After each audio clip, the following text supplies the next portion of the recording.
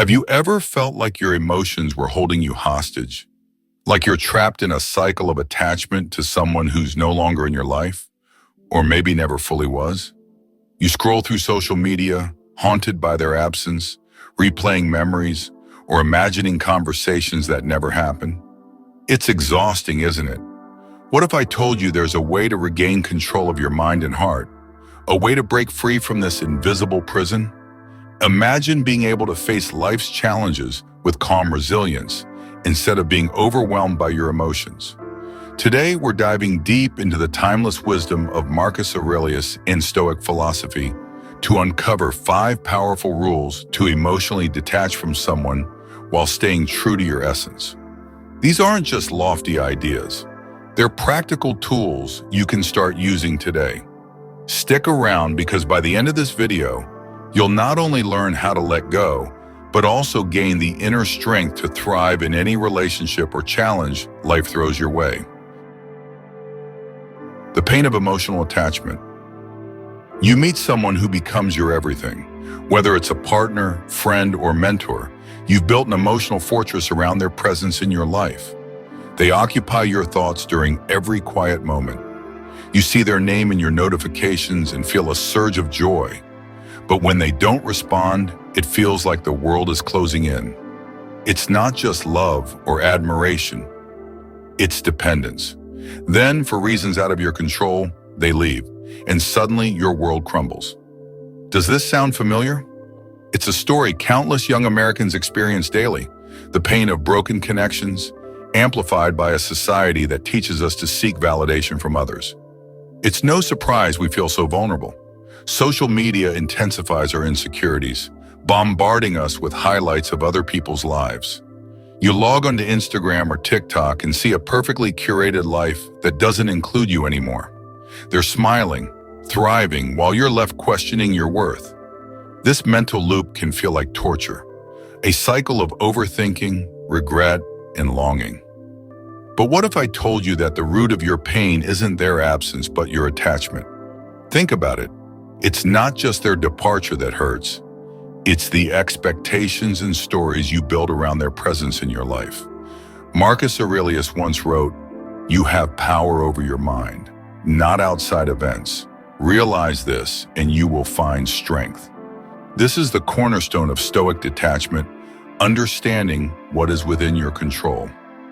And spoiler alert, other people's actions or feelings, those aren't.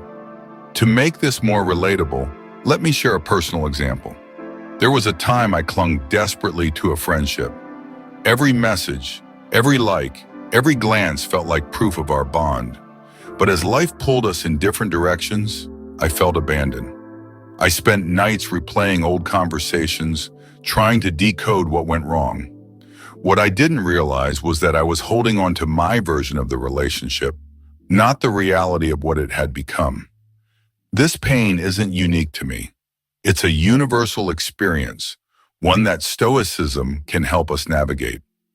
The philosophy doesn't ask us to stop caring. Instead, it challenges us to question why we care so deeply about things outside our control. Are we afraid of loneliness? Do we tie our self-worth to someone else's validation?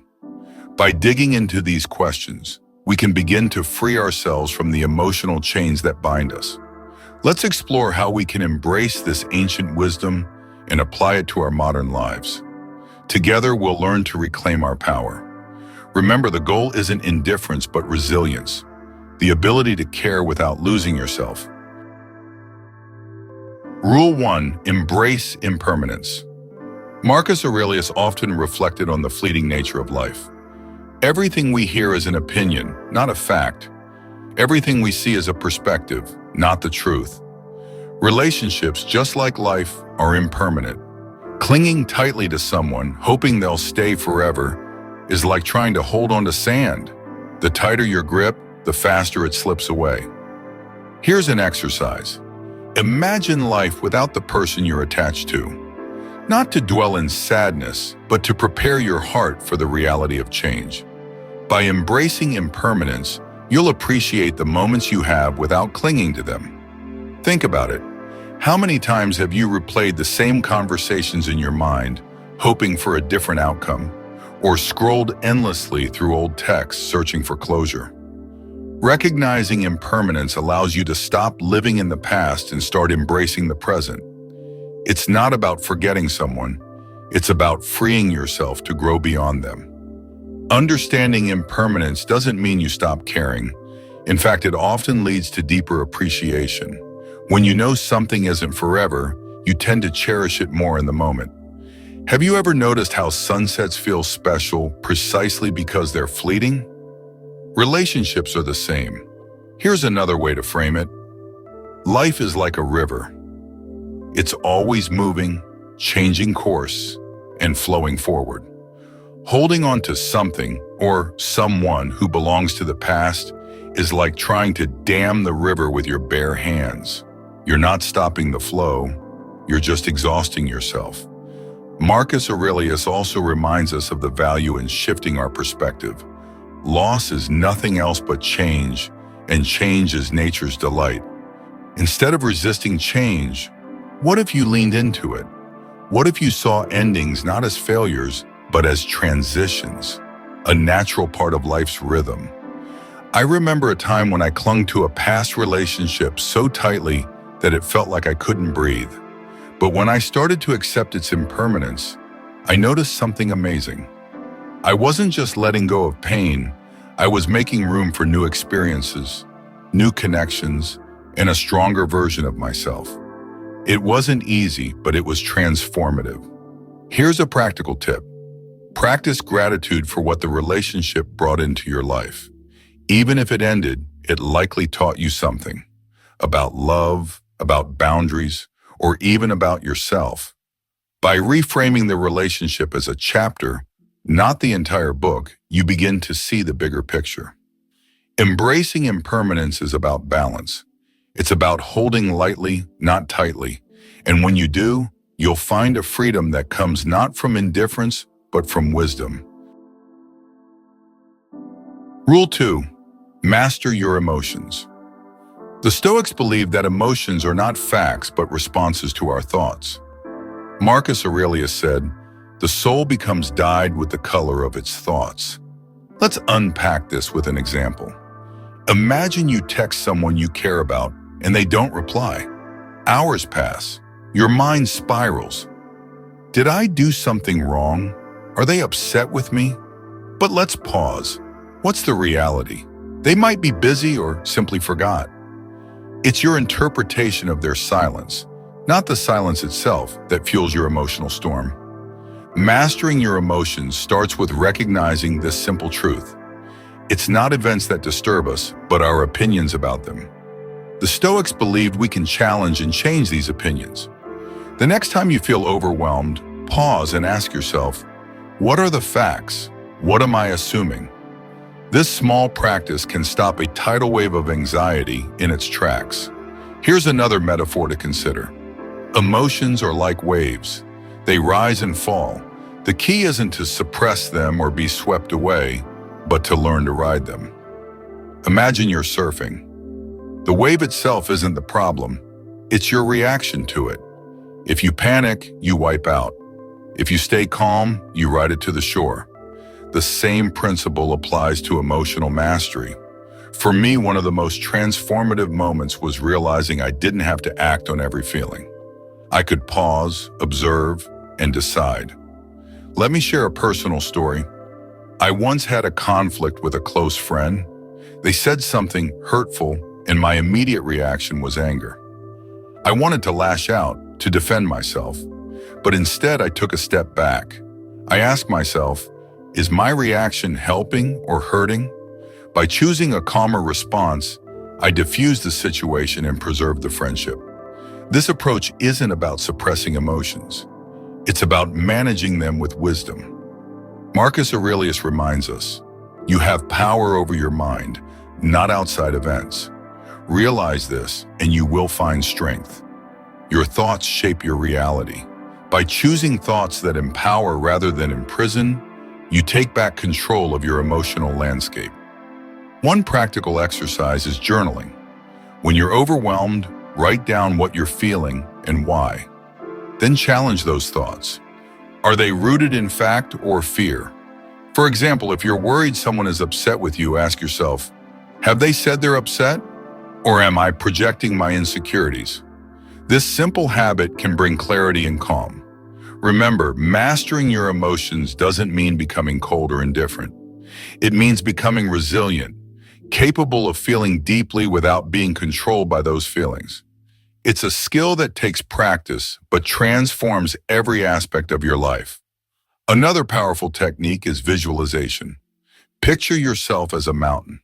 No matter how strong the winds of emotion blow, you remain steady and grounded. This mental image can remind you of your inner strength, especially during tough times. By mastering your emotions, you're not just freeing yourself from unnecessary suffering. You're reclaiming your power to act with clarity and purpose. This is the essence of Stoic detachment, not the absence of feeling, but the presence of self-control. Rule 3. Practice negative visualization. Negative visualization is one of Stoicism's most profound practices. At first glance, it might seem strange or even counterproductive. Why would anyone deliberately imagine losing something or someone they care about? Doesn't that just make things worse? The truth, however, is that this practice prepares you to face life's challenges with greater resilience and calm. Marcus Aurelius wrote, "Do not disturb yourself by imagining the whole of your life's troubles at once. Meet each one with calmness and self-control." This is the essence of negative visualization. It's not about dwelling on worst-case scenarios, but about mentally rehearsing them so that, if they occur, they don't overwhelm you. Think of it like strength training for your emotions. Imagine you're deeply attached to someone, a partner, a friend, or a family member. Picture your life without them. At first, it might feel unbearable, like you're pulling at a thread that unravels your entire sense of stability. But as you sit with the thought, you begin to realize something profound. You are stronger than you think. The very act of facing this discomfort prepares you for the possibility of loss. Here's how you can apply negative visualization in daily life. Take a moment to reflect on the relationships or possessions you value most. Imagine losing them. Not to invite sadness, but to cultivate gratitude. When you imagine your life without these things, you start to appreciate them more deeply in the present moment. You stop taking them for granted. For example, I once practiced this exercise with my career. At the time, I was deeply attached to my professional identity, to the point where I feared failure above all else. But when I visualized losing my job, I began to see that my worth wasn't tied to my title or achievements.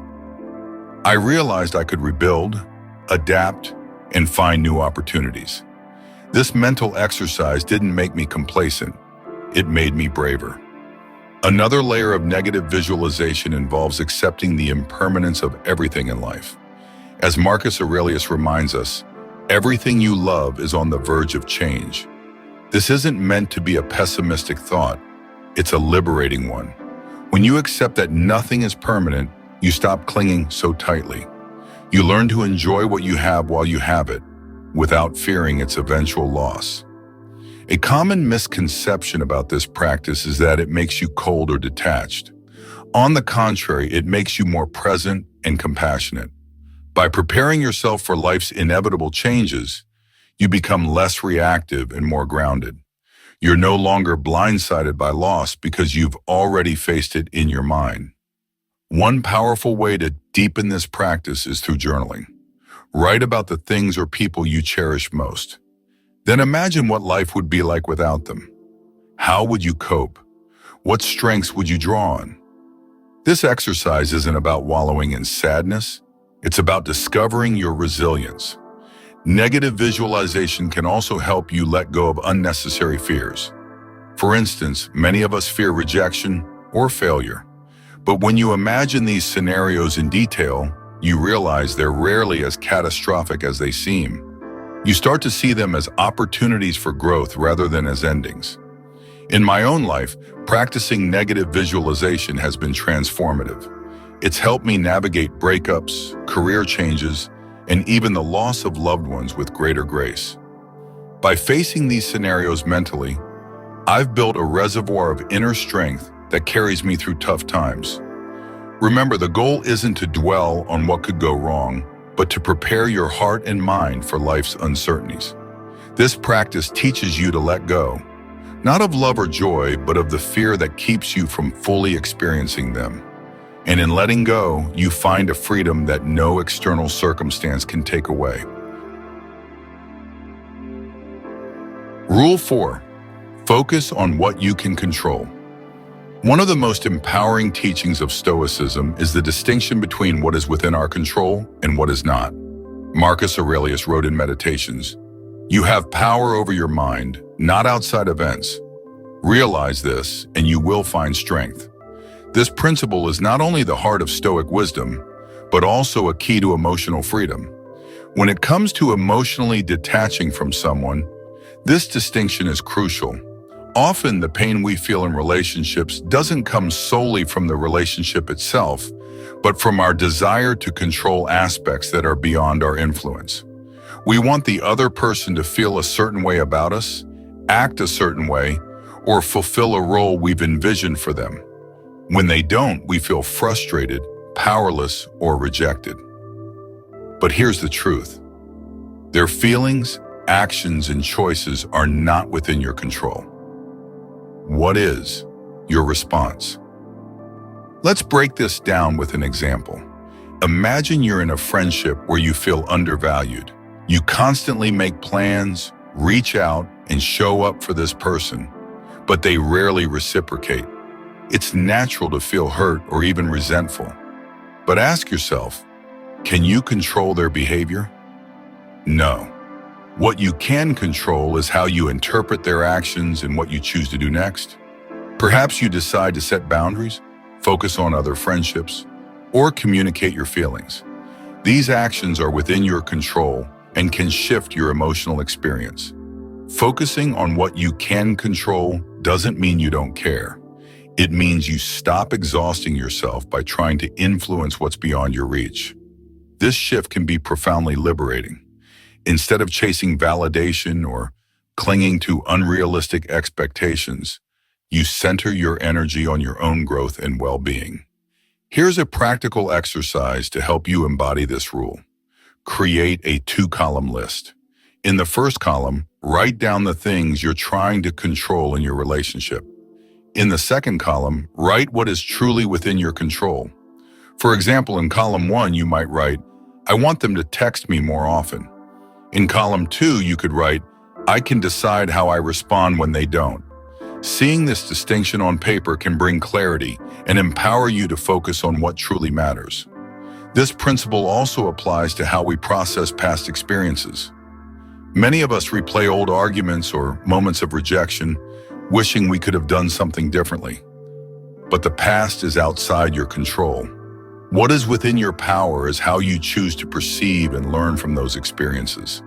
Instead of viewing them as failures, see them as lessons that shaped your resilience. Another important aspect of this rule is recognizing the role of self-compassion. When we focus on what we can control, we also acknowledge our humanity. You can't control someone's love for you, but you can control the love you show yourself. This self-compassion becomes a foundation for healthier relationships and stronger emotional boundaries. Let me share a personal story. I once invested deeply in a relationship where I felt like I was constantly chasing the other person's approval. No matter how much I gave, it never felt like enough. When the relationship ended, I was devastated. I spent months analyzing every detail, wondering what I could have done differently. But then I came across this Stoic principle. I realized that I had been trying to control their feelings and actions, something that was never mine to control. What I could control was how I rebuilt my life afterward.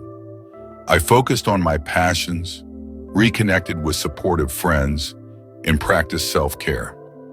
That shift changed everything. When you focus on what you can control, you reclaim your power. You stop being a prisoner to external circumstances and start building a life aligned with your values. This doesn't mean you become indifferent to others. It means you approach relationships with clarity and balance. A simple mantra to remember is, I control my actions, not the outcome. Repeat this to yourself whenever you feel overwhelmed or powerless. It's a reminder that your peace doesn't depend on others. It comes from within. This rule is more than just a strategy for detachment. It's a guide for living a fulfilling life. By focusing on what you can control, you create space for growth, resilience, and genuine connections. It's not about giving up. It's about letting go of what weighs you down so you can rise stronger. Rule 5. Reflect on the bigger picture. When you're in the thick of emotional pain, it's easy to lose perspective. Marcus Aurelius teaches us to zoom out. Ask yourself, will this matter in 5 years? Most of the time, the answer is no. Reflect on your life as a whole. This person or relationship, it's one chapter in a much larger story. You've overcome heartbreak before, and you'll do it again. Trust in your ability to grow and adapt. Think about past challenges you faced. What seemed impossible then is now just a memory. By reflecting on the bigger picture, you'll see that this moment is temporary. Life is vast, and your story is still unfolding. This isn't the end, it's a new beginning. Remember, your life is a masterpiece in progress. Every experience, and even the painful ones, add depth and color to the bigger picture. Reflecting on the bigger picture doesn't mean minimizing your feelings. It's about understanding that your emotions are valid, but they don't define your entire existence. You are more than this moment. You are a combination of all your experiences, strengths, and aspirations. One way to practice this is through gratitude. Instead of focusing on what you've lost, think about what you've gained or still have. Gratitude shifts your perspective and reminds you of the abundance in your life. Another exercise is to imagine your future self. Picture who you'll be in 5 or 10 years. What advice would they give you about this situation? Chances are they'd remind you that this is a stepping stone, not a stumbling block. Let me share a personal story. After a tough breakup, I felt like my world had collapsed. But when I stepped back and looked at the bigger picture, I realized that the relationship had taught me valuable lessons about myself, my needs, and my boundaries. It wasn't the ending I wanted, but it was the growth I needed. Marcus Aurelius said, "Look back over the past with its changing empires that rose and fell, and you can foresee the future too." This reminds us that everything, no matter how monumental it feels now, will eventually pass. By reflecting on the transient nature of life, we can find peace and perspective. To recap, the 5 Stoic rules for emotional detachment are: 1. Embrace impermanence. Learn to accept that everything in life is temporary and appreciate the beauty of the present moment. 2. Master your emotions. Recognize that your feelings are shaped by your thoughts and that you can choose how to respond to them. 3. Practice negative visualization. Prepare your mind for potential loss, not to dwell on it, but to strengthen your resilience and gratitude. 4. Focus on what you can control. Direct your energy toward your thoughts and actions rather than trying to influence others or external events. 5. Reflect on the bigger picture. Step back and remind yourself that life is vast and this moment is just one part of your journey. These aren't just abstract concepts, they're practical tools you can use every day. They teach us to let go of unnecessary pain, build inner strength, and live with clarity and purpose. But here's the truth. Growth doesn't happen overnight. It's a daily commitment to show up for yourself, to question your attachments, and to embrace the freedom that comes with acceptance. Imagine what your life could look like if you started practicing these principles today. Imagine the peace you'd feel, the confidence you'd exude, and the joy you'd find in simply being present. If this video resonated with you, I want to hear from you. Which of these rules do you feel most drawn to? Have you already been practicing any of them, or are you ready to take your first step? Share your experiences and thoughts in the comments below. Your story could inspire someone else who's on this journey. Don't forget to like this video if you found it helpful and subscribe for more content on stoicism, self-growth, and finding balance in a chaotic world. And hit the notification bell so you never miss an update. Thank you for being here today and for investing in your growth. Remember, you have the power to shape your mind, your emotions, and your life. Until next time, stay grounded, stay strong, and keep learning from the wisdom of the Stoics.